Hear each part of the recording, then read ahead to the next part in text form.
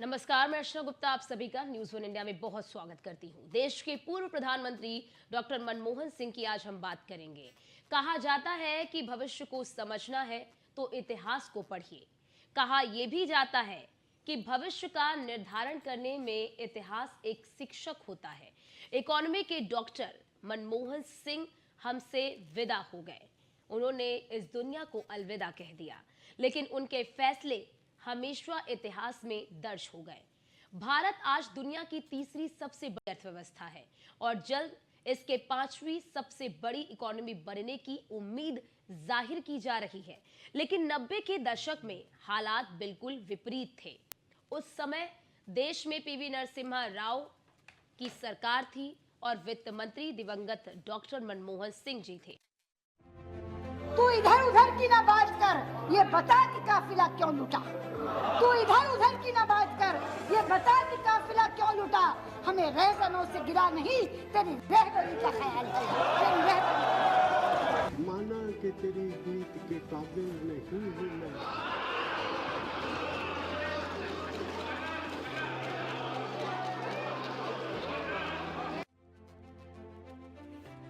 तू इधर उधर की ना बात कर, ये बता कि काफिला क्यों लुटा।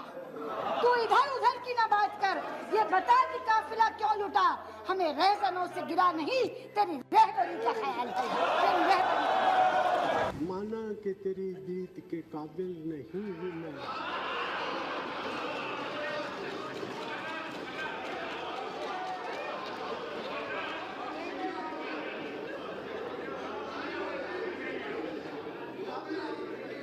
माना कि तेरी गीत के काबिल नहीं हूँ मैं।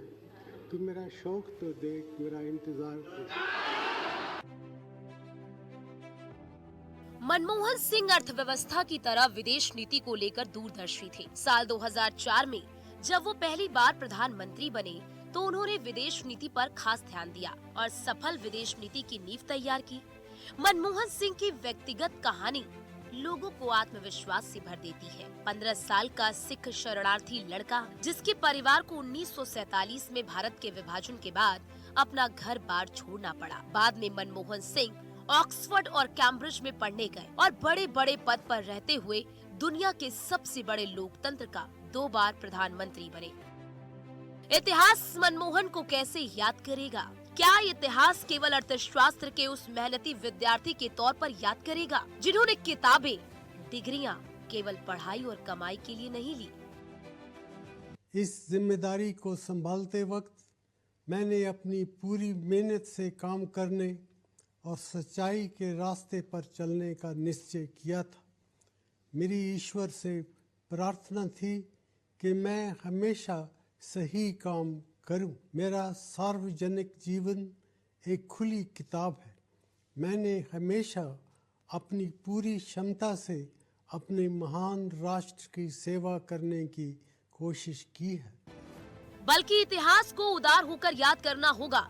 योजना आयोग के उपाध्यक्ष पद से लेकर आरबीआई के गवर्नर की कुर्सी तक और फिर 1991 में वित्त मंत्री बनकर दुनिया के लिए भारत के दरवाजे उदारता से खोल देने का साहस दिखाने वाले मनमोहन सिंह को जो कहते रहे वो वित्त मंत्री भी एक्सीडेंटल बन गए। Narasimha Rao ji was searching for me and he traced me to the UGC and he said, "Where are you?" I said, "I am in the UGC." He said, "Hasn't Dr. Alexander mentioned to you what we have for you?" I said, I didn't take him very seriously. And Narasimha Rao ji said, "No, you go and get dressed up and come for the swearing-in ceremony." So that's how I became the finance minister. So people say I was accidental prime minister. I was also accidental finance minister. Mister clean की छवि के बावजूद सत्ता से विदाई के वक्त तक सवाल सरकार पर भ्रष्टाचार के दाग को लेकर लगे। सवाल 10 साल तक सोनिया गांधी, राहुल गांधी के साए में सरकार चलाने को लेकर उठे हो। बात मौन रहने की कही गई हो या सवाल कमजोर प्रधानमंत्री होने का उठाया गया हो, मनमोहन सिंह का जवाब हमेशा एक ही रहा, इतिहास बताएगा, वक्त बताएगा। I do not believe that I have been a weak Prime Minister.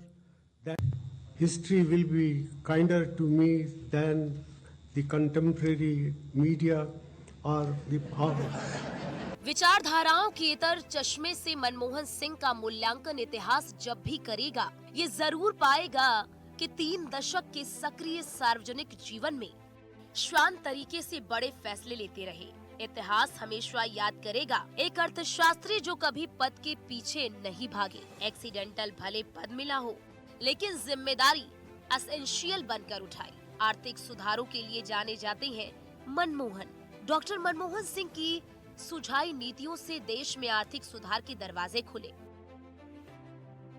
1991 में पीवी नरसिम्हा राव की अगुवाई में कांग्रेस सरकार बनी थी। तब वित्त मंत्री की कमान डॉक्टर मनमोहन सिंह ने संभाली। 1991 में देश की माली हालत खराब थी। विदेशी मुद्रा भंडार $1 अरब का रह गया था।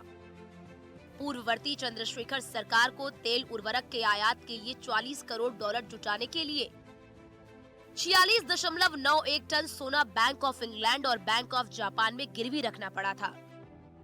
उसी दौर में मनमोहन सिंह उदारीकरण की नीति लेकर आए। 24 जुलाई 1991 का दिन भारत की आर्थिक आजादी का दिन कहा जाता है। इस दिन पेश बजट में भारत ने नई उदार अर्थव्यवस्था की नींव रखी। डॉक्टर मनमोहन सिंह ने बजट में लाइसेंस राज को खत्म किया।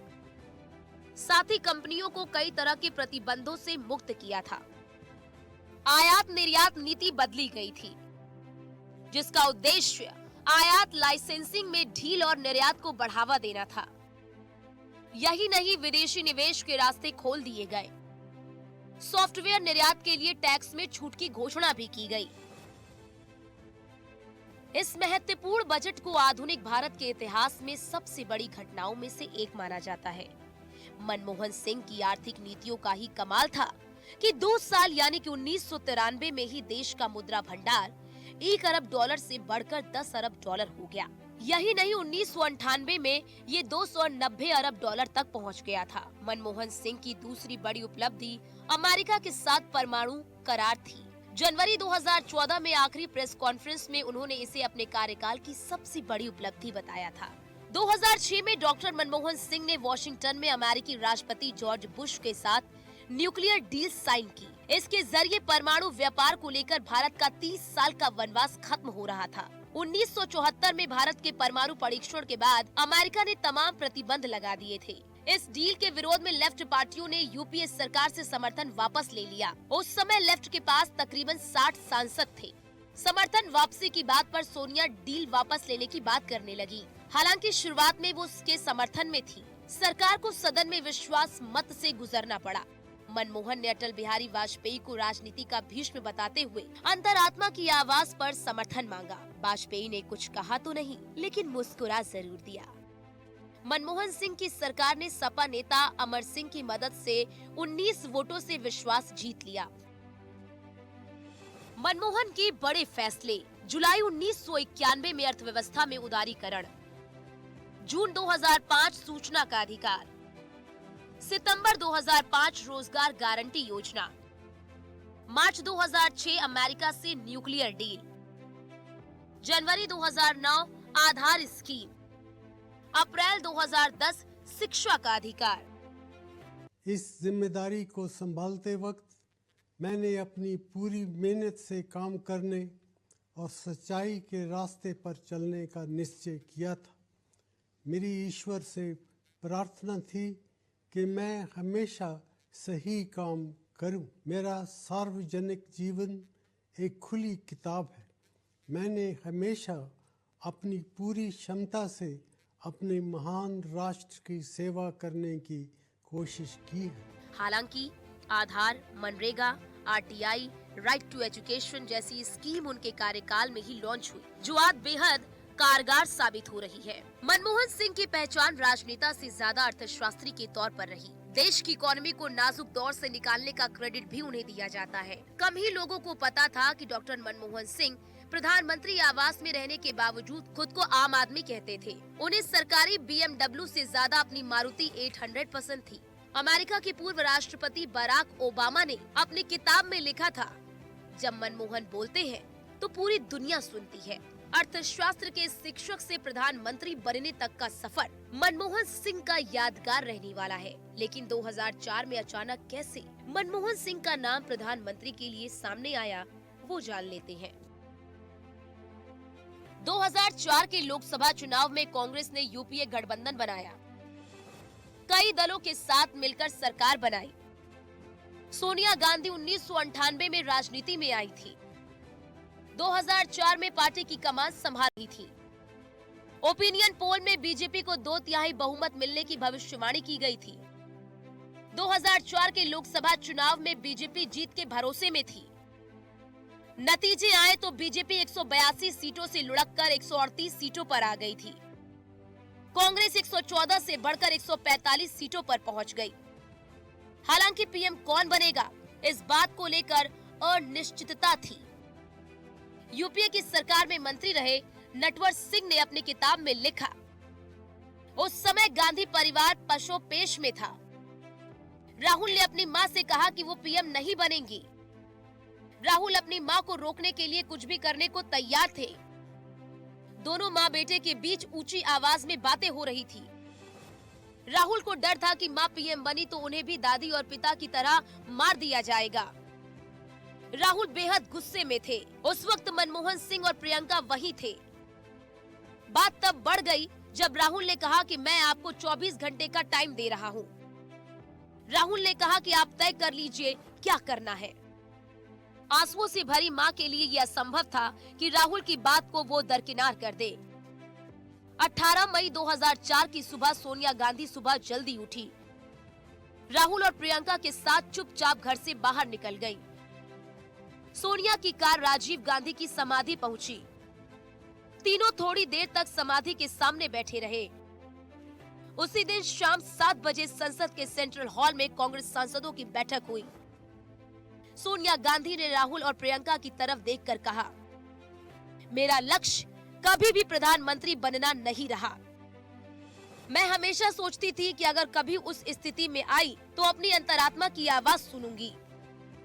आज वो आवाज कहती है कि मैं पूरी विनम्रता के साथ ये पद स्वीकार ना करूं।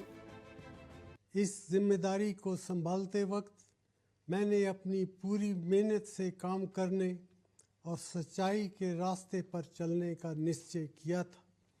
मेरी ईश्वर से प्रार्थना थी कि मैं हमेशा सही काम करूं। मेरा सार्वजनिक जीवन एक खुली किताब है। मैंने हमेशा अपनी पूरी क्षमता से अपने महान राष्ट्र की सेवा करने की कोशिश की है। इसके बाद 2 घंटे तक कांग्रेस के सांसद सोनिया को पीएम बनने के लिए मनाते रहे, लेकिन नाकामी हाथ लगी। इसी दौर यूपी के एक सांसद ने कहा, मैडम आपने वो मिसाल कायम की है जैसा पहले महात्मा गांधी ने किया है। आजादी के बाद जब देश में पहली बार सरकार बनी तो गांधी जी ने भी सरकार में शामिल होने से मना कर दिया था। तब गांधी जी के पास नेहरू थे, अब कोई नेहरू कहाँ है? सोनिया जानती थी कि उनके पास एक तुरूप का पत्ता था, वो थे मनमोहन सिंह। कांग्रेस संसदीय दल की बैठक में प्रधानमंत्री पद का ऐलान हुआ। बैठक में मनमोहन सिंह के नाम का ऐलान कर दिया गया। डॉक्टर मनमोहन सिंह का नाम आगे किया तो वो चकित रह गए थे। 2009 लोकसभा चुनाव में यूपीओ को 262 सीटें मिली।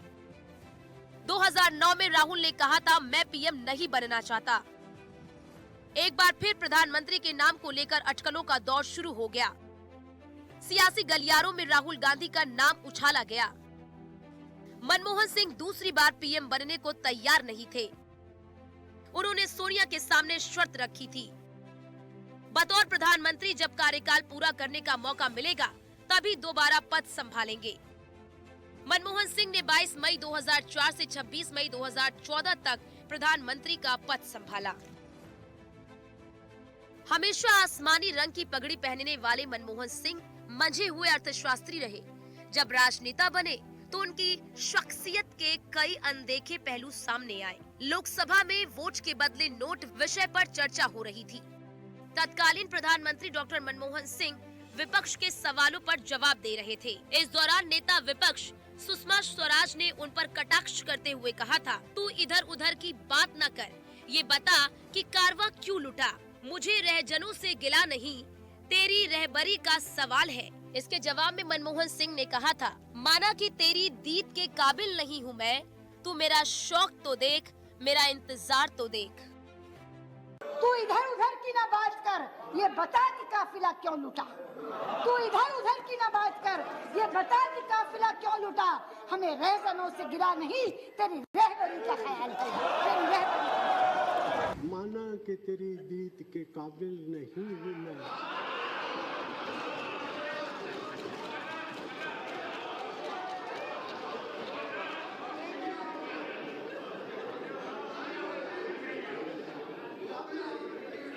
माना कि तेरी दीद के काबिल नहीं हूँ मैं, तू मेरा शौक तो देख, मेरा इंतजार देख। मनमोहन सिंह के इस जवाब पर सत्ता पक्ष ने काफी देर तक मेज थपथपाई थी, वही विपक्ष खामोश बैठा रहा था। अब सवाल ये कि मनमोहन सिंह हमेशा नीली पगड़ी क्यों पहनते थे, इसके पीछे क्या राज था। ये उन्होंने 11 अक्टूबर 2006 को कैम्ब्रिज यूनिवर्सिटी में खोला था। उन्हें Duke of Edinburgh Prince Philip ने डॉक्टरेट की उपाधि से सम्मानित किया था। तब प्रिंस फिलिप ने अपने भाषण में कहा था, आप उनकी पगड़ी के रंग पर ध्यान दे सकते हैं। इस पर मनमोहन सिंह ने कहा कि नीला रंग उनके अल्मा मैटर कैम्ब्रिज का प्रतीक है। कैम्ब्रिज में बिताए मेरे दिनों की यादें बहुत गहरी हैं। हल्का नीला रंग मेरा पसंदीदा है, इसलिए ये अक्सर मेरी पगड़ी पर दिखाई देता है। तू इधर उधर की ना बात कर, ये बता कि काफिला क्यों लुटा। तू इधर उधर की ना बात कर, ये बता कि काफिला क्यों लुटा। हमें रहजनों से गिरा नहीं, तेरी रहबरी का ख्याल है, तेरी रहबरी। माना कि तेरी दीद के काबिल नहीं हूँ मैं।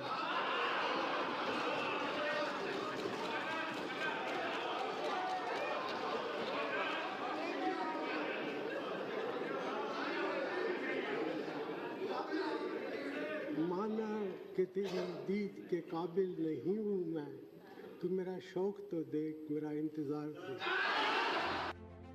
Bureau report, news 1 India. और यहाँ पर रुकते हैं छोटे से ब्रेक के लिए। ब्रेक के बाद फौरन हाजिर होते हैं। आप देखते रहिए न्यूज़ 1 इंडिया।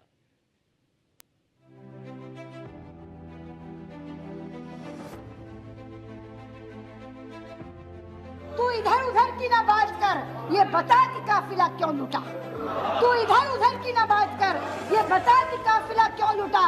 हमें रहजनों से गिरा नहीं, तेरी रहबरी का ख्याल है, तेरी रहबरी।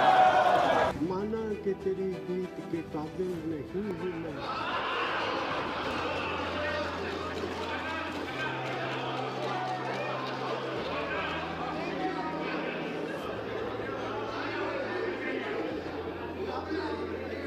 माना कि तेरी दीद के काबिल नहीं हूँ मैं, तू मेरा शौक तो देख, मेरा इंतजार देख।